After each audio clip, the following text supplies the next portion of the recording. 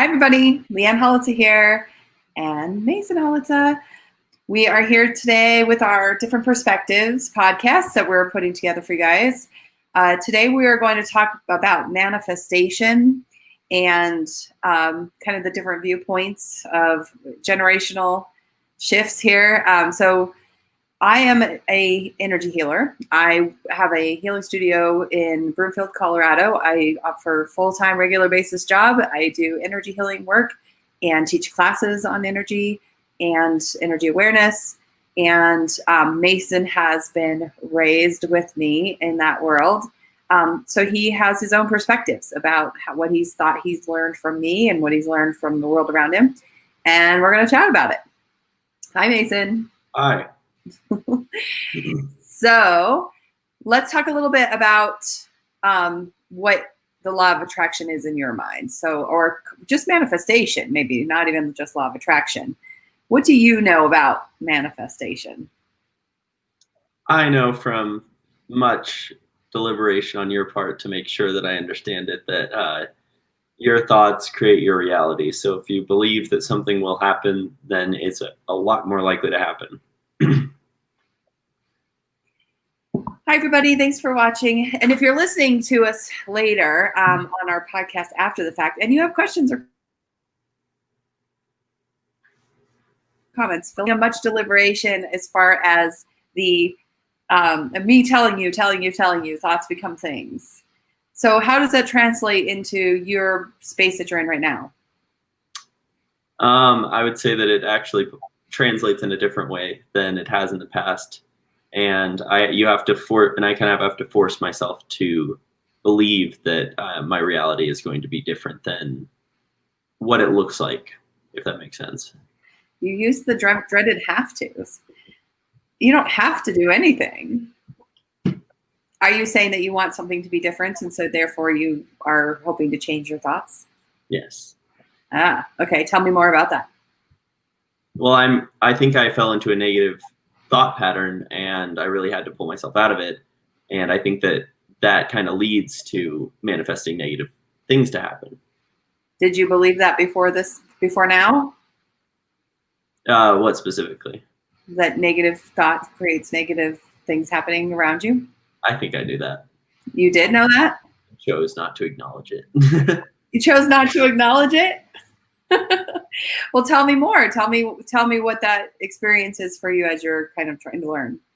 I think it's kind of like if you're in a negative thought pattern, you kind of are more likely to opt for the ignorance is bliss mindset and think that if I don't focus on it, then it won't rule my life. And if you don't focus on the negative things, then they won't rule your thought patterns. And then they just root and cement themselves in there, instead of you reflecting and positively analyzing what's happening.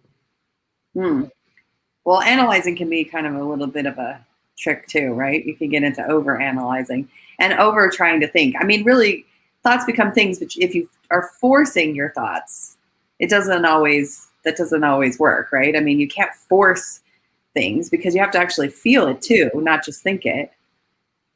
Yeah, I think that's true. I mean, you can't sit balled up in a corner going, I'm so amazing. Life's so amazing. It's awesome. It's amazing.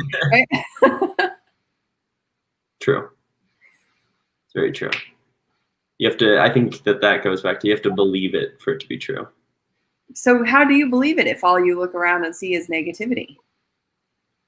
I think if you look around you and you analyze what's happening around you all the time, then all you will see is negativity. But you have to put it in a more positive perspective for yourself.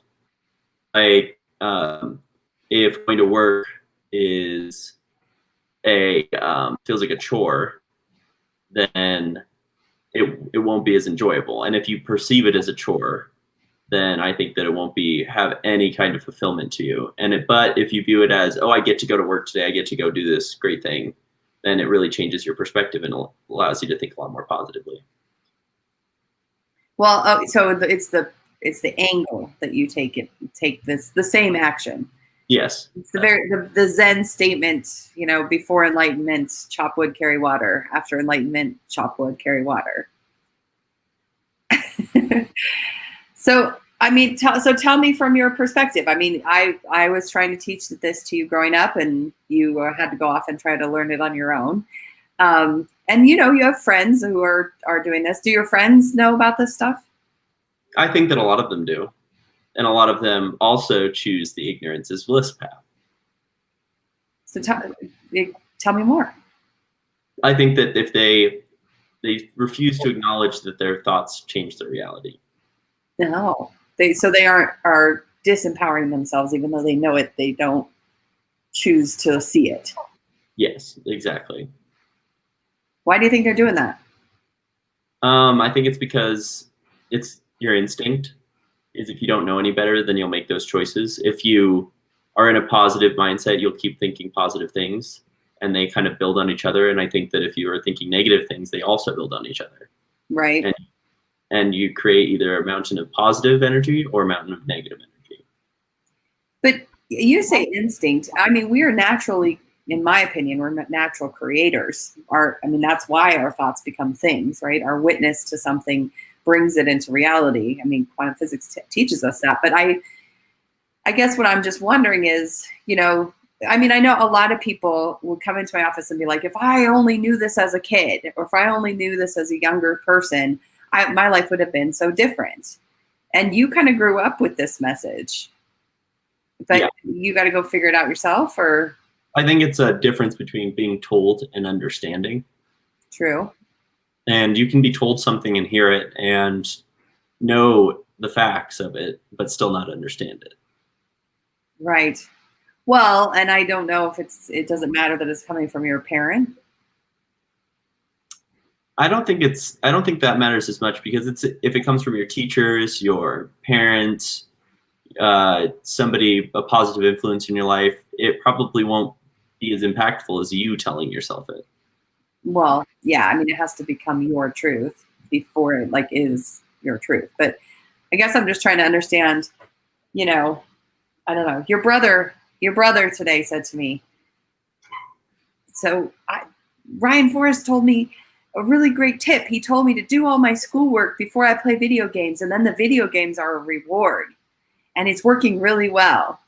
And I wanted to smack my forehead, because I was like, that is what I've been telling you your whole life. But he was, that's what he, somebody else had to tell him. It finally went in. So I guess, there's, you just got done watching The Secret. Tell me what you thought about that. I thought it was a good movie about manifesting your own reality. And I enjoyed the aspect of it that was very much the metaphors that they would give you. But I feel like it was missing a piece to this. I feel like it was missing parts of the manifestation picture. What do you think it's missing? I'm not sure what you would see as that. I thought it was missing a bunch of stuff. I couldn't tell you. I would have to think about it for a second. But what did you think it was missing, right off the bat? Well, a little bit more about the fact that we are a bundle of thoughts, and some of it comes from our ancestral programming, some of it comes from our childhood, some of it comes from our interactions in the world where we live. I don't think that you can just so easily say, poof, apply this, and your life will be perfect. You'll have exactly what you want the way you want it. I feel like that's oversimplifying it. I do think that it was missing the thoughts versus actions barrier. It was very much about if you have positive thoughts, then it will become your reality. It's like the pieces will all fall together, and you can just expect it to happen for you. Yeah. Well, and I kind of feel like you were kind of living that way up until recently. Yeah, I was for a long time, and it was working for a while. Well, what made it break down? Think of it as an energetic concept. What made it break down? The breakdown of my ego, personally. Ooh, tell me more. The breakdown of my ego and understanding how your negative choices impact others.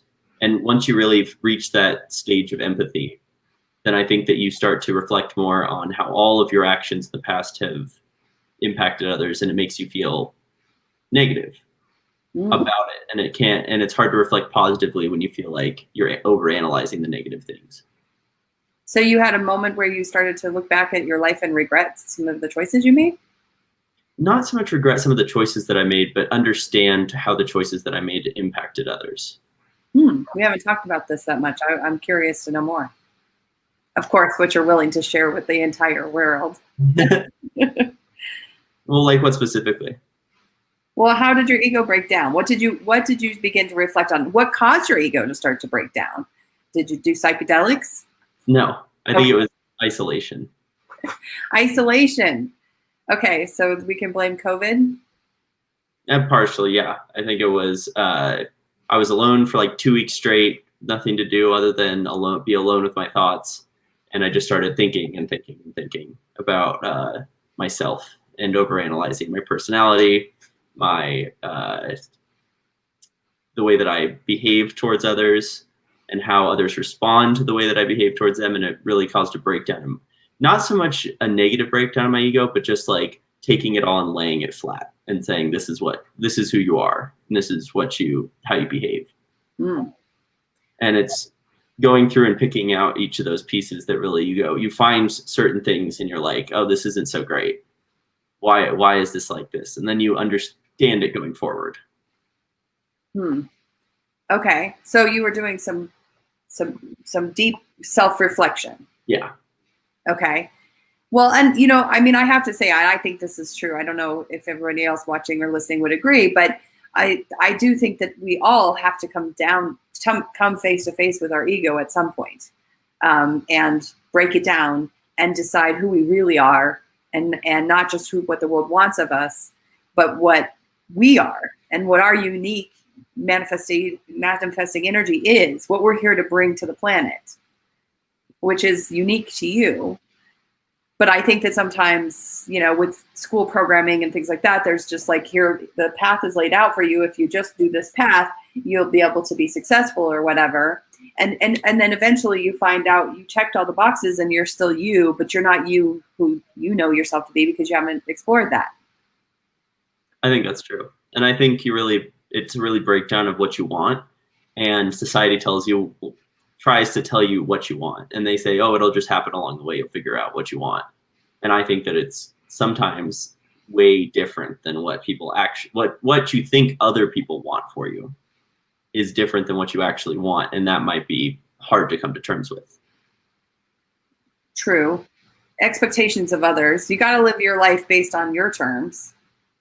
And again, I'd say, I think most of us get to that realization, some earlier than others. So maybe this is good that you're coming to this conclusion now, so that because you're just getting started. I mean, you haven't created anything substantial that would be difficult to walk away from yet. I mean, a lot of times people will create whole realities, marriages, jobs, lifestyles, that then they stop and go, why'd I do this? This isn't even who I am. And I think it's really hard to break down those attachments, because those attachments are what holds us from, I think you start perceiving that there are certain attachments that you don't want to get rid of that are holding you from what you actually want. True. So where are you at in this existential crisis that you're in? I'm on an upward trend from it. Okay. So what does that look like? It looks like rebuilding your self-image and starting to go forward understanding these things about yourself. And you're now stepping out of this phase of trying to understand it and now into more action. Mm-hmm. So we're having this conversation. Where are your friends at? And are you sharing this with your friends? I think I have. I don't know if they understood what I was trying to say, because I don't know if all of them have been through this really. Because I think that if you haven't been through it, you hear someone say it and you go, oh yeah, I'm perfectly comfortable with my ego. And if you hadn't experienced this breakdown of ego, then I don't think that you could understand it. And I think that everybody does go through it at some point, and it takes others a lot longer. Well, and I'm not saying you won't go through it again. Because, we get our egos are pretty sly, our egos attach to various things, right? So, you get certain things built up and you think you're not in the ego. I mean, to me, the ego is not all bad. I mean, I think it's just that over-identification, right? Of this is who I am and I can't change, or this is how I have to make sure the world sees me. Or this is how the world currently sees me, and I have to keep propping up this false image. Right. So false images, I guess I'm curious from your perspective. I mean, I don't know. Sometimes you bring up my generation as parents and things like that. I guess my generation versus your generation, how do you view ego? I think the difference between growing up dealing with these thoughts more in an isolated and with a certain group of people versus going through all this stuff with social media and being able to read all these other people who are saying, yeah, I'm experiencing the same thing, and being able to self-identify with others or discuss it with someone across the globe is completely different than, I don't know if that's all of it, but I also think it's the amount of things that have happened in our lifetime, the acceleration of everything. So you feel like a lot has happened during your lifetime? Yes, I would say so. What are the significant things that you are referencing? Like, I would say that there's a bunch in the news, and there's a lot in that, like, we grew up, and I might not have been old enough to remember, but it shaped where the world is today. Is 9/11, the wars in Afghanistan, then the financial crisis in 2008, and I think that all of our parents lived through this, and they had kind of a breakdown themselves over it. A lot of people, and I think that kind of shaped where the kids ended up. Interesting. And what about Columbine? Well, there were so many of these mass shooting events, and I think that we all became desensitized to it. So we're desensitized to the major news events. So 2 days ago, somebody got shot in the Capitol building, and everyone's like, and I don't think that anyone understands the significance. They're just like, oh yeah, another person got shot by the police. Well, okay, so let's take this back to manifestation, right? You're looking at this world with all of this craziness, stuff that maybe we didn't have to grow up with, as far as the extremes of it. I mean, how is that going to impact your generation's manifesting? I think it's based on it's like how everybody chooses to acknowledge it. And if people are acknowledging it in an accelerationist way, and they're like, this is just the beginning of a series of negative things that are going to happen, then I think it really creates those negative things. And like, if everybody on the news is saying, oh, this is just the beginning of a series of terrible events, then everybody's going to believe that, and they're going to help create it. Well, so how do you reverse that? Understand. Okay, so there's lots of research out there that says that the most powerful, influential consciousness or manifestors of our society. Now, those are my words. The manifestors. The science has a different word for it, but is the 20-somethings. The 20-somethings have the most, because they're purchasing the most, they're demanding the most. I mean, like, I'm settled in my house. I bought my home. I've got my plants in the corner. Like, I'm not. But when you're first getting started in life, you're actually generating a lot of the market and demand and things like that. So what I'm just wondering is, with all of this that you've grown up with, and last time we talked about how the expectations feel kind of extreme, right? Like, move out and buy a mansion and drive a Lamborghini, which is probably not that realistic. I just, wonder how as a society we're going to be able to help your generation remember the positive influences, as they're experiencing the negative at the same time. Well, I think that the desensitizing that's happened has really made us numb to the point where we don't really care, and we are shedding these expectations, and all these new sects of people are being created that are just like, I'm going to do what I want, and this is what I want. And if I want to go live out in a commune in the middle of the forest, who's going to stop me? And people are more likely to just say, screw it, I'm going to go do it. Interesting. So you and I talked about some questions you might have. Do you want to throw anything in my direction? Well, I want to know how you were raised on manifesting. How did you come to understand that that was part of what you needed in your toolbook? Good question. Well, you know, your grandma Pat was always kind of a, you know, optimistic, and she really had a drive of like, you just have to make it happen. You know, she liked to say things like, I can't make you feel anything.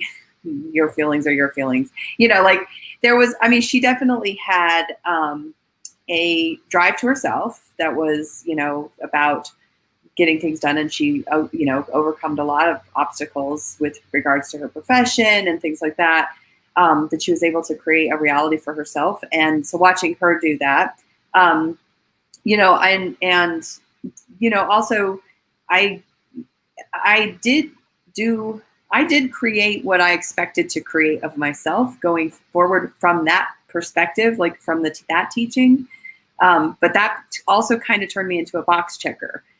So I, you know, got through school really quick. I, you know, got married. Not that I regret getting married or having kids, but I did it all very like in a very specific right way. And then there was a series of kind of breakdowns, probably ego breakdowns, similar to what you're describing, where it was kind of like I'd done everything and things were still not exactly going where I wanted them to go. And I say exactly, they weren't going anywhere where I wanted them to go. So I had a bit of a breakdown, and then I was invited to a friend's house to actually watch The Secret. And when I watched The Secret, something just clicked inside of me that was like, oh, it was like a remembering rather than a being taught. Like I just all of a sudden was like, that's right. Oh my gosh, I totally forgot that skill that I have. And so after that, I really just started, you know, I mean, I was becoming an energy healer, and I was learning through working with other people about their manifestation blocks. I was learning, and I was able to see how if you cleared certain aspects out, that the manifestations could happen. It wasn't though. It's not a perfect formula, because you are bringing, as far as manifestation goes, you're bringing all these things in, right? So I'm still manifesting from my fears, and I'm still manifesting from my desires, still to this day, even though I know this stuff. And when I recognize that I'm manifesting from my fears, I try to make a conscious shift, but it's not always instantaneous by any means. So I guess to answer your question, I mean, I definitely was raised to be more compliant, and I was and am a very compliant person. And I also had like this kind of kick in the butt from the universe that was like, that's not how you're going to do it. Did you just reach a point where you said, I should be satisfied with where I'm at, and I'm not? What's the block? Well, it was more crisisy than that. There were some things that happened with your dad and I, and with, you know, just working my butt off for corporate America, and just seeing like, why do I have all this stuff and still not feel like I'm me? And you know, the stuff that happened with your father, I know now was a soul contract, and it was part of getting me to kind of wake up. And I kind of got into this position right then where I was like, screw it, screw everybody. I've done exactly what everybody else wanted me to do, to be who you wanted me to be. And I'm done doing that. I'm done doing that. And I think I kind of had to get to that point where I was mad enough to say so. Like I had to be pushed into just saying, I'm going to be me. And when I started trying to figure out who I was, that was not easy. Would you compare it to like a breakdown of ego, like you were saying earlier? For sure. Yeah. Mine didn't happen. I was really at your age, I was plugging along in the box checking world, doing lots of good things that are, you know, getting me forward in life. Yeah. That was a good question. What else do you wonder? I also wonder, did you have any inclination of energy healing when you were, or like of the energy world when you were little? Yes. Was it rejected at the same time? Was it what? Just a follow up to that, was it rejected? were you rejected for thinking this way? Yes, I mean there was certain things that I knew I could do that then later I was kind of taught, oh, I really can't do that, just by the people around me being like, oh, that's weird. And I can't claim the skill right this today, but I told a bunch of kids when I was like in elementary school, I told a bunch of kids in the neighborhood that I could move objects with my mind. And they were like, prove it. And I went like that and opened the back screen door, and they all ran out of the house screaming, and they were like, she is a witch. Yeah! That didn't give me the reputation I was going for when I did that. And then, into middle school, I messed around a lot with energy, and I also messed around with channeling, and not necessarily in a very clear way, because I channeled whatever, and oftentimes it would be like dark, scary things, because that's what gets a slumber party all riled up, right? And so, and I didn't do it on purpose. I wasn't in control of it, and I wasn't aware of like benevolence versus malevolence and that stuff when I was doing it. And then I had some other stuff that happened, just stuff that I knew, or epiphanies that I had. But really, when I met your father, he was just kind of like, that stuff's weird. And I was like, okay, I don't want to be weird. I want to be normal. And so I stopped doing all that stuff for a little while. And I can't really blame him. I was willing to conform. Like I said, I was definitely in the conforming phase. So, but I also didn't know until I was in the kind of crisis space that I can see auras, and that is not normal. Like, other people don't necessarily see auras. I didn't know that skill was anything different, because I didn't go around comparing notes. Do you see that halo of light around people? I just thought everybody saw that stuff. I got one more for you. Okay. Do you think that if you were where I'm at now and you understood this manifestation and positive thinking and how it shapes your reality, that you'd be in a different place? That's a good question. I don't know. I mean, that gets into a debate about like fate versus will and soul contracts and soul journeys. I mean, I'm pretty sure I'm on the path I was meant to be on. And I think people kind of, they maybe glamorize like learning this information or teaching this information to their children is going to set them up in a different way. I mean, I definitely thought that you were going to do something different with what I have been teaching you. I wouldn't have necessarily taken the twists and turns you've taken, but this is your life, your journey. And sometimes you come back to me and you say things that I'm like, that is what I said, but the way you're interpreting it isn't what I meant for you to interpret. So, I mean, I think if I were you, knowing what you know right now, and looking at the world, I guess I probably would be pretty overwhelmed about what my responsibility is to manifesting the world that's coming. Do you feel overwhelmed? Sometimes, yeah. But I think that comes to partially just the microscope that everything gets put under nowadays. Yeah. And if everything in the world is being overanalyzed, you start to overanalyze your thoughts and actions. That's true. I mean, you definitely are a little less philosophical and analytical today than you were last podcast. A little bit. How come? I don't know. I think the topic really is a different perspective, and I think that it's hard to be philosophical about creating your own reality, because I think it's all about philosophy, and there's not really that much give to it, because it's fairly black and white in terms of the negative versus positive, and the negative thoughts will impact your reality negatively, and positive thoughts will impact your reality positively. So you know this to be true, but I mean, you've lived a fairly privileged life, would you say? Yes. So how does somebody who doesn't have the privilege under their belt get positive? I think that's what the hard part about it is, because if you're having trouble with your daily needs, then it's a lot harder to not even positively think, but to start analyzing what you're doing.